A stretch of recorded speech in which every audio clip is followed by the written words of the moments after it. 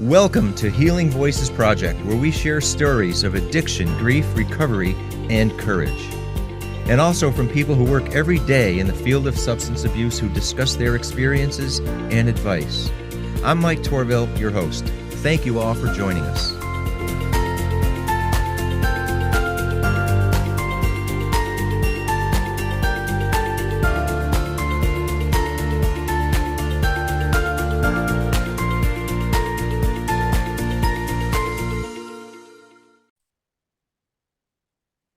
Hello, everybody. Thanks for joining us back here on Healing Voices Project. We're glad to have you. And each week we have a guest. And this week we're going to do something just a little bit different. About 2 years ago, I wrote a book called Voices from the Fallen. And this book contains 8 true stories from Western Massachusetts of people that I've gotten to know very well. And each of these stories has different causes, different outcomes, different effects on the family, but I learned a lot from every single one of them, and certainly inspired by many of them as well. And about a year ago, we had one of those people, Jason Cunningham, as a guest on the podcast, and he has a chapter in the book. The chapter is called Breaking the Chains of Trauma. And now Jason has such an inspiring story, and I have a lot of respect for Jason, all that he's gone through, what he's doing now, and I think his story is worth sharing with you again. So what we'll do, and I could start talking about Jason, but I think the story is better told from him. So Jason will share some of the early events in his life, how things changed, what led to his drug use, what led to his recovery, and what he's doing now. So let's just jump into Jason's story a little bit right here, and you'll hear from him. I guess it was in my early teens when the major event, I guess you can call it, took place. There was an accident that my father was involved in. He was intoxicated. He left the house to go pick my brother up a town over, and he didn't make it but a quarter mile from the house, and he hit someone head on. He veered into their lane. But that was the night that it really began to hit home that, I wasn't normal.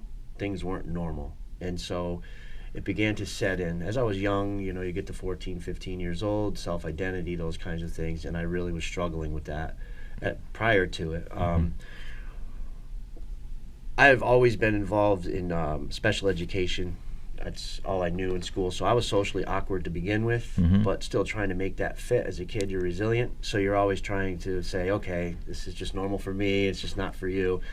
But as you get older, there's a social construct. I wasn't fitting into that. And the moment that that accident took place, it really hit hard that, my life wasn't normal. And then it really got into overdrive. My father was convicted of, I can't remember exactly what, attempted vehicular manslaughter or something to that effect. The people that he hit lived, luckily, but they were very badly damaged. And to remedy a certain amount of time to spend in prison, his lawyer convinced him to divulge some information to the court, and then also that would be spoken at his sentencing. And that was that he adopted me when I was younger. And so when he first told me about it, of course, it hit you like a ton of bricks. What do you mean? You're not my, You mean you didn't know this at the time? I had no idea. I sensed it. I always sensed it, but I never toyed with it. I just thought, okay, with all the weird things going on in life and, the situations, relationships, adult-child type things, I really just kind of said, okay, that's just you being crazy, especially when my father was he was verbally manipulative and abusive. And so I took it a lot different than my brother. My brother took it a lot more personal, and I watched it destroy him. And now, let me just, was your brother also adopted? No, he was not. No, so we share the same mother, different fathers. Okay. I've never met or know who my biological father is. My mother she either knows and doesn't want to say, or just doesn't know. So I never found that out, and I never really pursued it. Okay. I don't really want to know. So now I forgot where I was on that one. I lost my I interrupted you. That's my fault. Yeah, it's okay. No. But I lost my place in the narrative there. When I found out the adoption. So you find out, of course, and then a couple of days later, there was an argument going on at the house between my grandmother and I believe it was my aunt. And somehow I overheard her saying the judge didn't need to say that. And Linda, who's my mother, and we begged the judge not to say that, but apparently the judge threw the book at my mother for not being around. She had left when we were young, and so hold that thought. Mm-hmm. I want to interrupt you again. Prior to that accident, you were living with your dad. Correct. He was a single parent. Correct. Your mom and dad had separated, Correct. So you were just with your dad. And your brother? Yeah, I have one brother, a year younger than I am. So now your only parent was going to be taken away. Correct. Yep. Yes. So when I was, 4 or 5 years old, my mother made the decision to leave. It was just a bad relationship all around. It was we lived in a very there was no organization in the house. There was no structure at all. It was constant parties and that kind of stuff, drug use, all of the whole 9 yards, fighting, damage, all of it. Everything you can imagine in a crazy movie where kids grow up in the wrong scene. That was it, essentially. Very basic. But it was, she had enough of him at some point and decided that she was going to leave us with him. I've heard other versions of the event, but what happened was she left, and we were with him.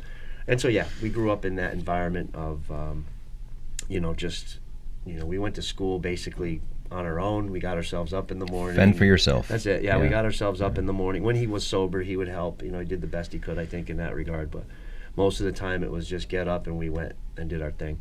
And so that was kind of the environment we grew up in. It was sex, drugs, and rock and roll. We got to watch what we wanted, listen to what we wanted. At 14. 14. Oh, before that, I was watching movies. All sorts of stuff earlier than that. And so there were some other things I won't get into here, but that were going on that were normal for us, that were abnormal in the education system. Right.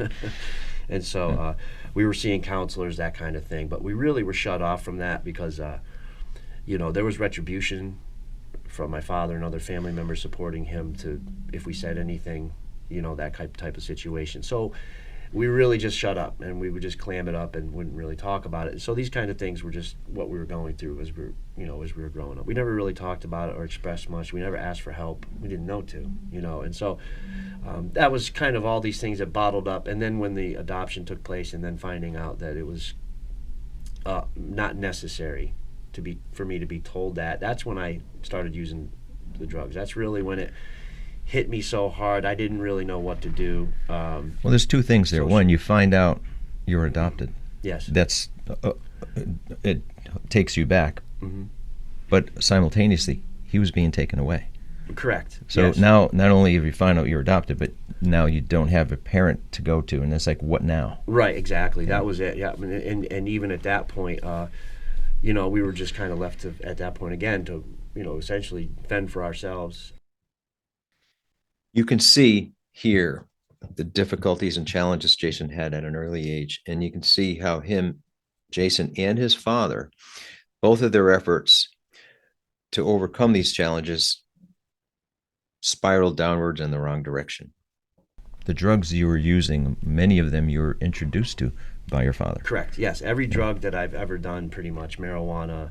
The only one was acid. That was the only one that, for some reason, he said was forbidden. I don't know why. But drinking, using marijuana, and eventually going into the heavier drugs, the prescription drugs, and then into the crack cocaine, the cocaine, heroin, whatever else.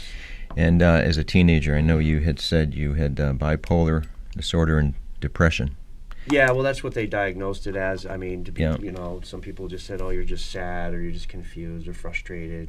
Those things absolutely don't help if you are, in that condition. And with that, and I think unless I didn't interpret this right, your dad, not knowing what to do, thought maybe the drugs will help. Maybe they'll calm you down a little bit. Yeah, that's how he handled his life. That's how he handled his, his pain and his, regrets. He had some things tragic happen in his life. Unfortunately, he found a family member dead from suicide when he was very young, and that he always talked about it, and I could tell it was something that just deeply troubled him, finding that person that way. I've never met the person, but you could always tell by the way he'd talk about it that it was something that deeply affected him, and so that was how he took care of that problem. And again, he wasn't trained in how to deal with any bipolar or depression or any of those symptoms No. that you had. And I think you had mentioned that even when it led to heroin, where it would, lack of a better word, relax you. Yeah. And because it was the way he dealt with it, so he thought maybe this will help. So in a weird way, he thought he was doing you a favor. He did. He thought he was helping me out. He thought he was doing the right thing. Unfortunately, in his same circumstances with himself, you begin to, I don't know what happened in his childhood, but something to the effect of where he was rejecting authority in his life, and so, the way other people handled things wasn't good or adequate. And I don't know if someone shaded him there, but he never was big on the doctors and that kind of stuff. My mother struggles with bipolar, and I think that had something to do in me from going to doctors, was the fact that he saw maybe something in her. And obviously after a divorce and there's a rejection of someone's character, and that's part of it, and obviously there's me, her son. Don't go doing that yourself. Here's a different way. That could have been another thing too. He didn't want to see me go to all these shrinks because it didn't help. He ended up getting his heart broken through her trying to go to. I don't mean to use the word shrinks in a negative way, but that's the way That's the way it was discussed. That's the way he talked about it. And so that could have been a possibility too. But every drug was pretty much through him. And and it always was in a moment where I was down or something happened in life, or I was scarred or struggling or something was wrong, and he'd always say, well, here you go, try this, or here's something else, or here's this. It was never just do this and laugh at me while I got high and stood in the corner. You know what I mean? He wasn't. So to him, it was almost a purpose instead of it was just a medication. He was, he didn't know what else to do. He was young. He was 20 years old when my brother and I were left. When he was left with us, he was young. He was a young man when my mother left. When I got back, I didn't. I just fell into the deepest depression of my life, and the heroin came because of the regret that I had leaving the Marines. I could not live it down. I couldn't get over it. I couldn't get past it in my mind. You did heroin with your dad to relieve all the pain you were feeling. Yep. What happened after your first time you used heroin? That was it. I used heroin, and it took everything. All the pain went away. All the emotional pain, all the responsibility to take care of that pain went away. Everything just was like, I was floating.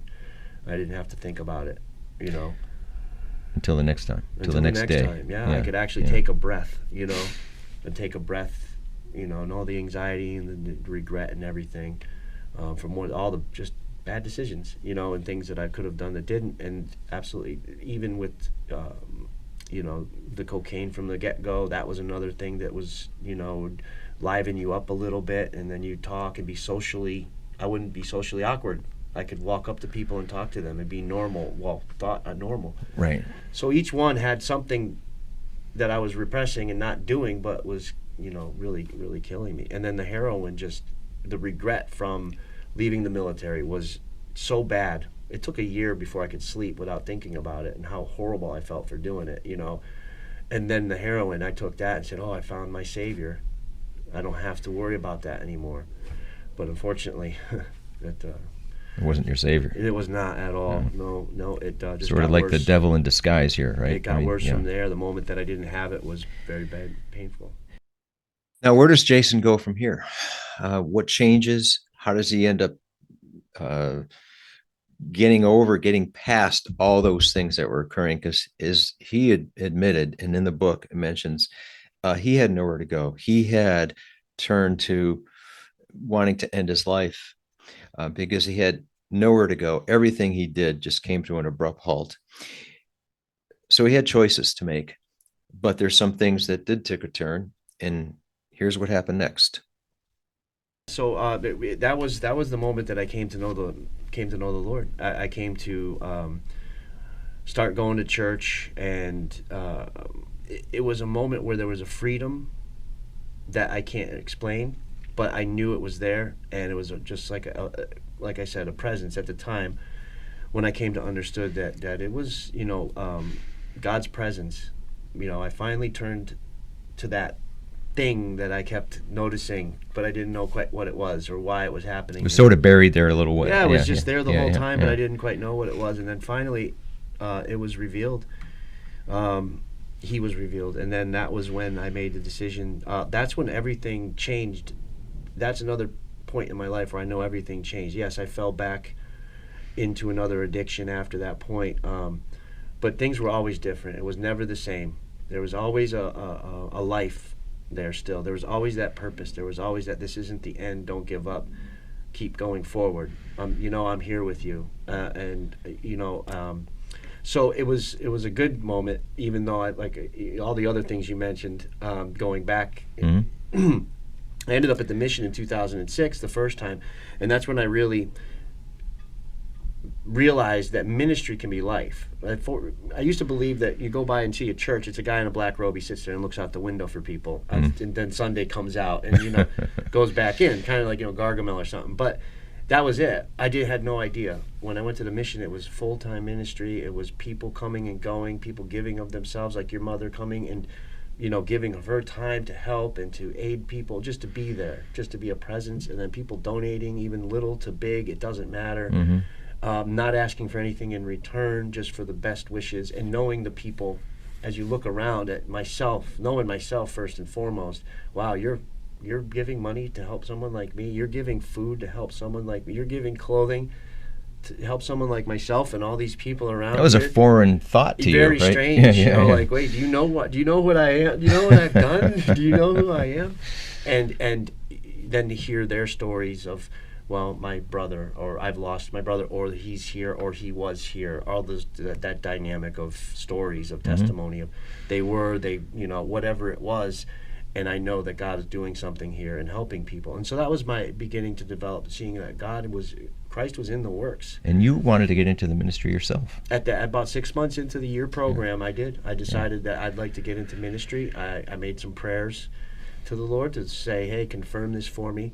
And an interesting story was right after I'd made a conscious decision to make the prayer, I had a friend go to see a friend at a hospital. He was an older gentleman, this friend that we were going to see. Anyway, the decision was to go whether or not to go to this Bible Institute. And when I met this gentleman, there was two women sitting at the foot of his bed, and one was his daughter and the other one was her friend. But anyway, when I introduced myself, we talked a little bit. What are you doing? Where are you going? And I told her my intention, and she stopped. And I told her about the BI, the Bible Institute. And she just stopped, and she went and got a piece of paper, and she wrote down a name, and she handed it to me. And she said, that's my sister. Her name is Wendy Williamson. She is the head of international students at the Word of Life Bible Institute. Now, mind you, I'd never heard of the BI. And then hundreds of people I talked to at the mission never heard of it. Yeah. And then I go one day after making this prayer, and then there's this woman standing there, and it's her sister. And she actually, Wendy, I met her, great woman, a very nice lady, very godly woman. But she would always make sure to come and hear my testimony, and if I saw her, I'd make sure to slip that in there. Yeah. But that was the changing point where I decided, ministry, and there was a fulfillment there.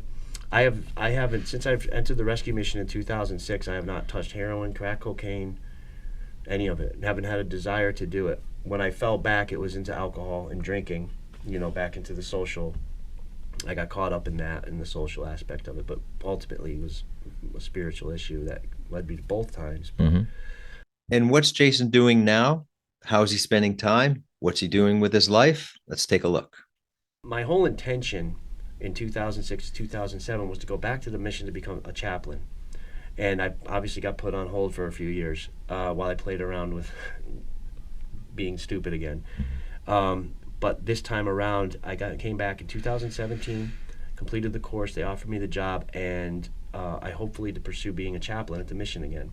So in a roundabout way, things worked out to where I'm back in Springfield at the mission to help people. And I have a great opportunity there, working with the guys, even just one-on-one, just in their life, and doing a chapel service and doing the prayer. We have a Wednesday prayer meeting. I get to do that with them, and it's just awesome to be able to help introduce them to Christ, because that's where I was free, and the whole time we say breaking the chains, but if you just have chains on you, you're already free. You just have to, you know, understand that and embrace it. And that's what I had to do, was embrace the fact that there's no circumstances putting you in this. It's how you're reacting to it. It's the responsibilities you're not taking. I always tell the guys this when they say, my life sucks. They come in and they're just bombarded with just the stories you hear. My life sucks. And I say, guys, your lives don't suck. Your choices do. And you can change that, right? And, you know, the way I do that, obviously, is through the scriptures and through the Lord and through prayer. And to help them understand that you're free in Christ. It's free. It's not always going to be fun. It's not going to be the ride of a lifetime, but you're going to have joy always. You're always going to know you're doing the right thing, and you're going to be confident in that, and that's your reward in life, is just people liking you, and you're, you know, without having the drugs, without having to be a certain way, without having to, you know, those desires that ruin you and make your character bad, so you have to keep, you know, going to that thing instead of just embracing who you are. We're flawed. We're going to have these problems, but we all have these problems. You know, everyone does. I mean, yeah, everyone, absolutely, sure. I mean, you know, we can compare ourselves to like a runner. Oh, I'm not a good runner because I ran through the woods and hit my head on a branch. Okay, those great runners that have smacked right into signs and they get back up and they run again. They keep going. If you talk to a professional runner, a guy like Lance Armstrong, he'll tell you about wiping out, I'm sure, 100 times in the accidents he's had. You know, right? His leg flew off or something. Right. Sorry. Yeah. But anyways, you start to realize that we all have flaws, you know, and it's okay. Just to keep going. Yeah, we're keep gonna mess up. Yeah. We're gonna get boo-boos. Yeah, and you have this this feeling that just it's always with you when you go to bed at night. You just know, okay, Yeah. I'm at peace with who I am. Yeah. And you're not troubled by the thought of, gee, tomorrow, how am I going to get through without? Right. Those things begin as you begin to just trust in what you're doing. And the faith that I have now is just every day it gets more concrete to know it's okay. Yeah. Do the right thing. Yeah. Be a good person. Be kind. Be gentle. Be joy. You know, be these things you've always wanted to be. Be these things that the drugs artificially gave you. You know, because that's really what I was searching for, was peace. Yeah. Right? I wanted peace. I wanted joy. I wanted patience. All of those things. That's why I did the drugs, because they helped me think that that's what I was getting. They deceived you. I was deceiving myself. 100%. Yes. Yeah, absolutely. Well, there you have it. And I want to thank Jason for sharing his story of addiction, recovery, and most of all, his courage in stepping up to share his story. And also, too, as you could see, from the beginning of his life at an early age in his teenage years, everything was against him, but yet here he is now, helping other people, inspiring other people, and changing other people's lives. And that's a wonderful thing. And I tell you, I love telling stories like that. And I think Jason's going to make a world of difference. He continues to do that now. And I really appreciate him being a part of this. To learn more about Jason, you can always listen to the original podcast, it's on the Healing Voices Project website, and the book Voices from the Fallen. Jason's chapter is called Breaking the Chains of Trauma. So I want to thank you all for listening. Thank you again to Jason, and we'll see you soon. Thanks.